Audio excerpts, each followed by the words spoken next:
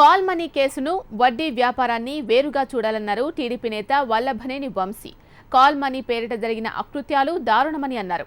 ఈ కేసులో మహిళలను వేధింపులకు గురి చేయడం ఘోరమన్నారు. అంటే వడ్డీ వ్యాపారాన్ని కాల్ మనీని విడదీసి చూడాల్సిన అవసరం ఉందండి. ఒక రకంగా వడ్డీ వ్యాపారం ఏంటంటే ఏదైనా అత్యవసరమైనటువంటి పని మీద లేకపోతే బ్యాంకుల్లో రుణం దొరకనప్పుడు తీసుకుంటారు. అంతవరకు అంటే ఎదుటి వ్యక్తికి చెడు చేయనంత వరకు పర్మిటెడ్ అది వడ్డీ వ్యాపారం. అది ఓ హద్దు దాటిపోయి విపరీతమైన వడ్డీలు గుంజి అవతల వాళ్ళని ఎక్స్ప్లాయిట్ చేసినప్పుడు వడ్డీ వ్యాపారాన్ని కూడా సహించకూడదు. అయితే ఇప్పుడు వడ్డీ వ్యాపారం కన్నా ఎక్కువగా కాల్ మనీ తయారైంది.